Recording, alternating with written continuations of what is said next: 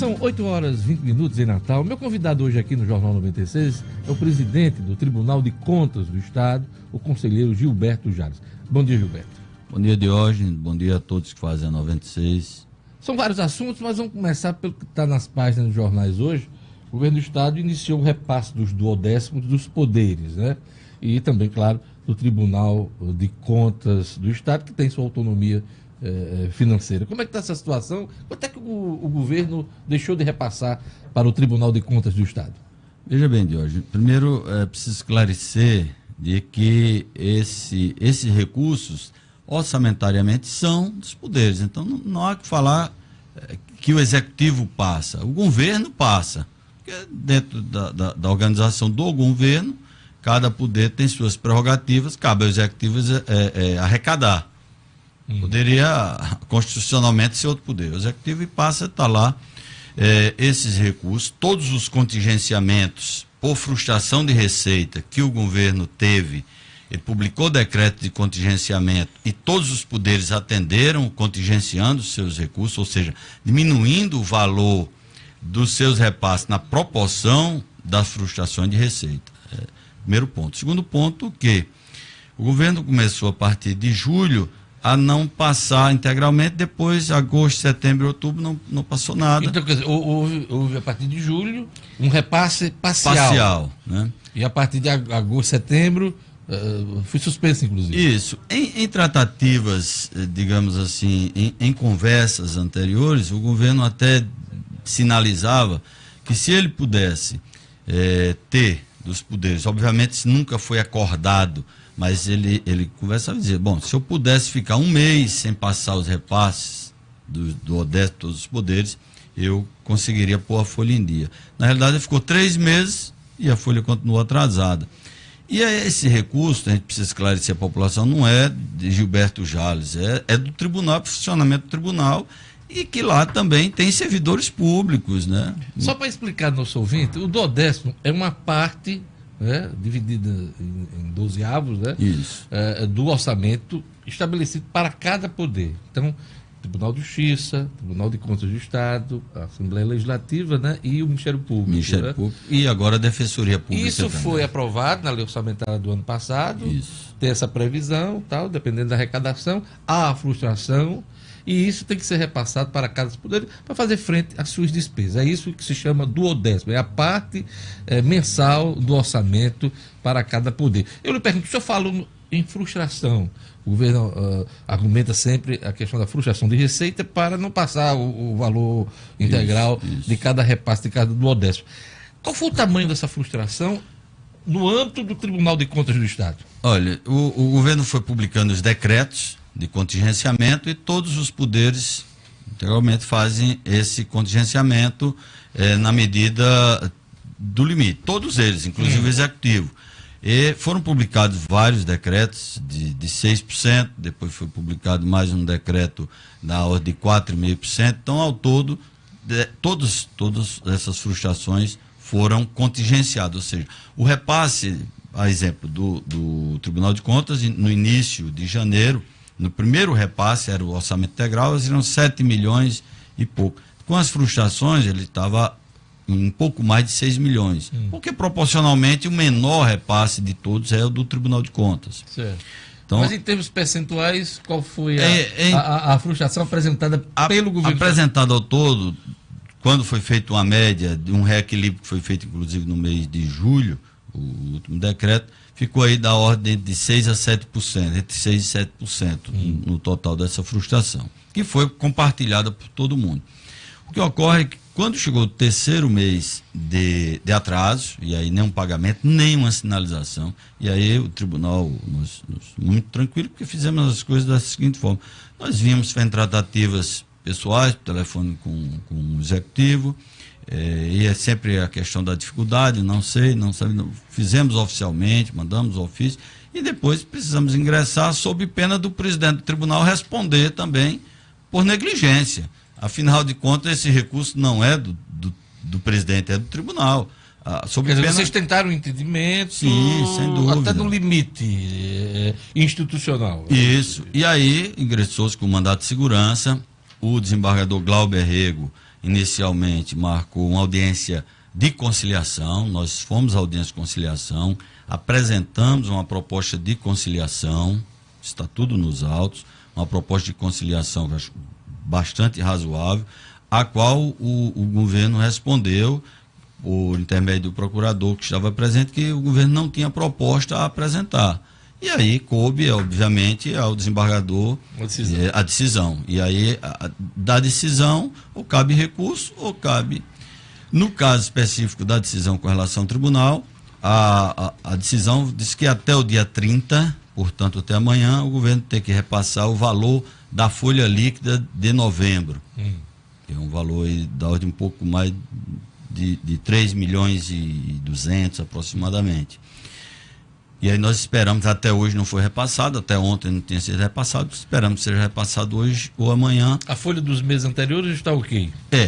O que ocorre? O tribunal vinha fazendo um ajuste de recursos que que estão, na realidade, esses recursos estão orientados para investimentos, para modernização, para outras coisas, fazendo um remanejamento, coisas que a gente pode fazer dentro do exercício. No final do exercício você não pode fazer, o gestor não pode deixar restos a pagar descoberto.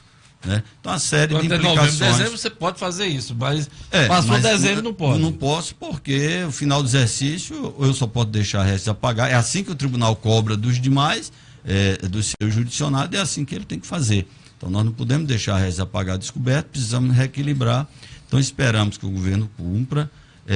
Me parece que o governo já cumpriu com relação ao Ministério Público, porque a decisão do desembargador Cornélio com relação ao Ministério Público foi de 48 horas, portanto, embora a nossa tenha saído antes, mas o desembargador Cornélio deu para 48 horas, a decisão do Tribunal de Justiça com relação aos repasses do Tribunal de Contas foi para até dia 30 passar a folha, simplesmente, e até o dia 20 de dezembro passar o restante que está atrasado.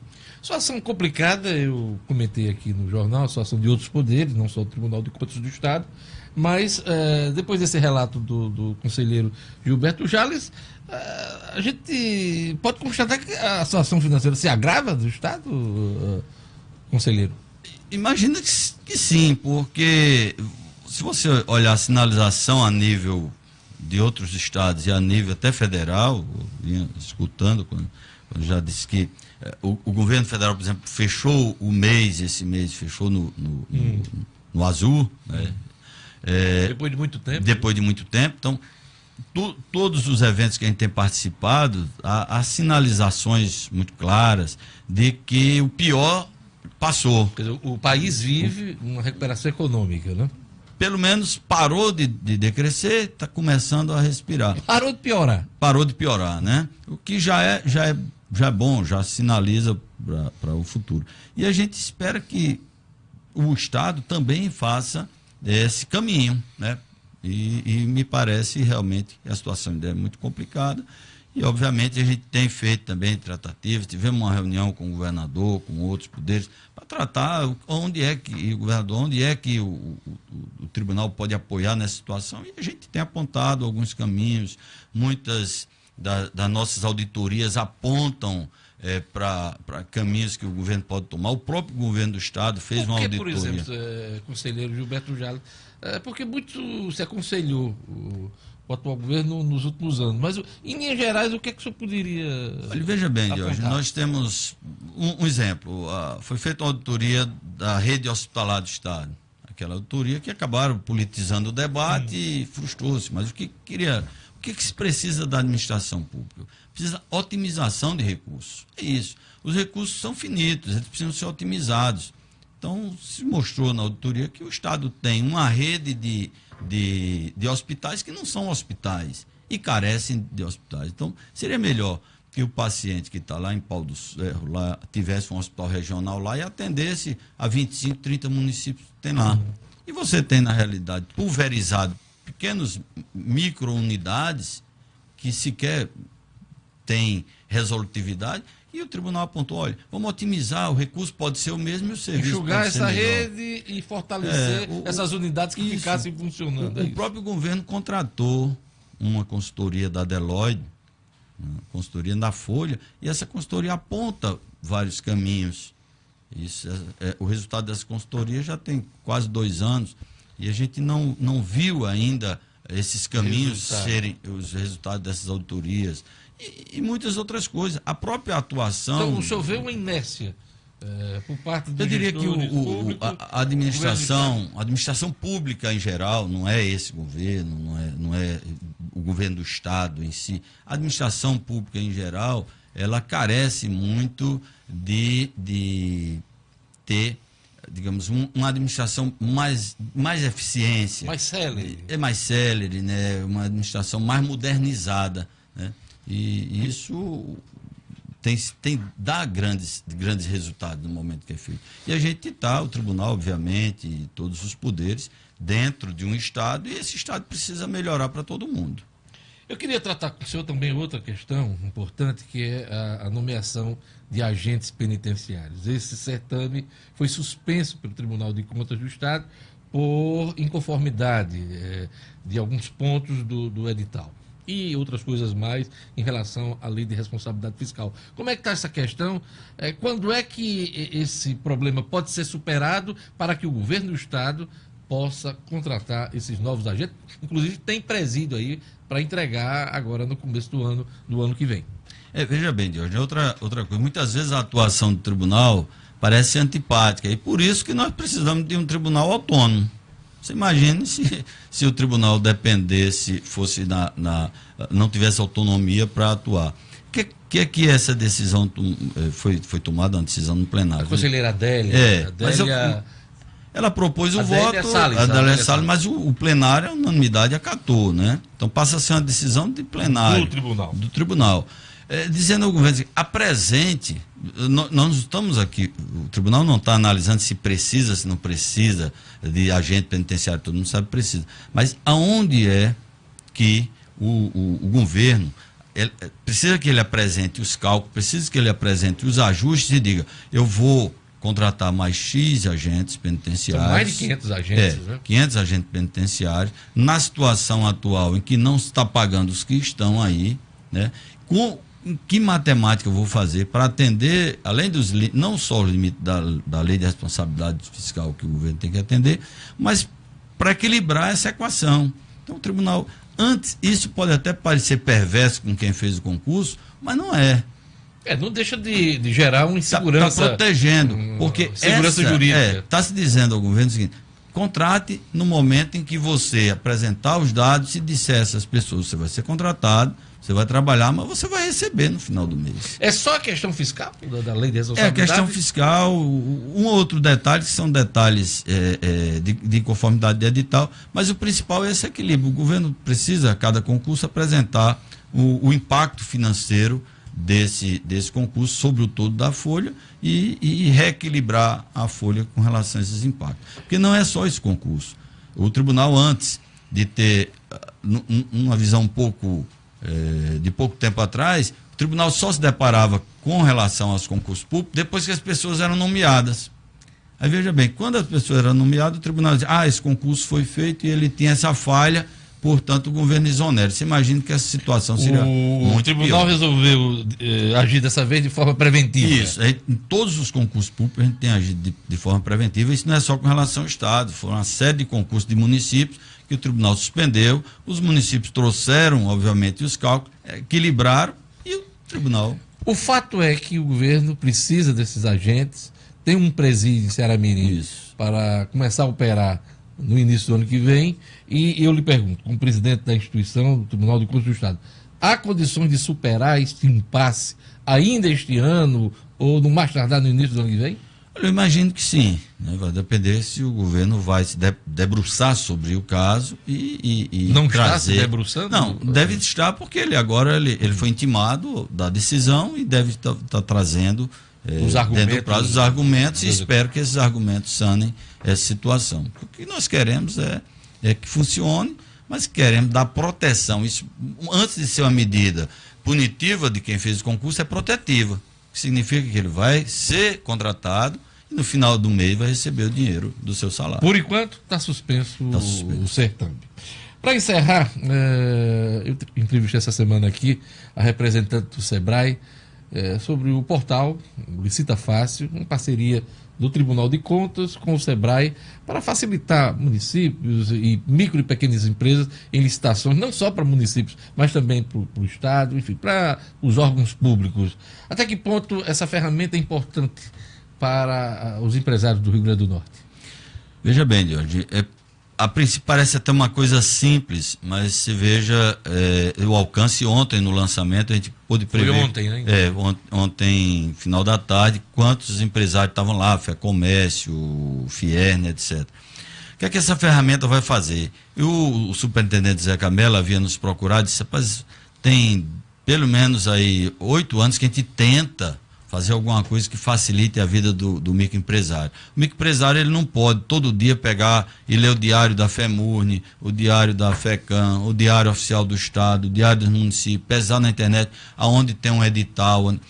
O tribunal tem essas informações, criou-se o sistema e vale dizer que isso foi feito pela equipe técnica do tribunal e do SEBRAE, sem contratação de consultorias. O próprio pessoal desenvolveu a ferramenta. O know-how já do know-how nosso. O que é que essa ferramenta faz? Pega todos os dias, todos os editais que estão publicados no Estado, nos jurisdicionados, obviamente, do tribunal, e coloca de forma muito clara e transparente para o microempresário. Então, vamos supor que o microempresário quer participar, ele tem interesse em vender determinado produto ou em determinada região. A caneta. E ele pode se cadastrar.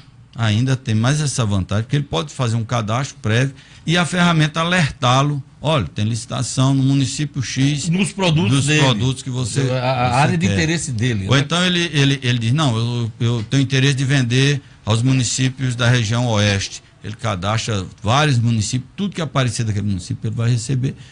Tem também no portal toda a orientação, como é que ele prepara a documentação para ir para a licitação. Enfim, o que é que se ganha? Ganha transparência, ganha competitividade, porque ao invés de ter 2, 3 empresas participando da licitação, você vai aumenta a possibilidade de vendas regionais, desenvolvimento do comércio local. Então, é uma parceria e só mostra quanto a parceria dá certo para todo mundo. E quando a tecnologia ajuda as pessoas.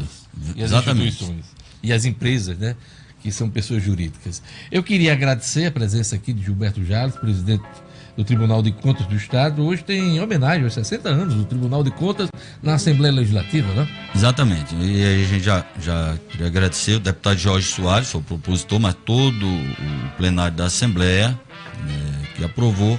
Teremos agora, a partir das 9 horas, uma sessão solene em homenagem aos 60 anos do Tribunal.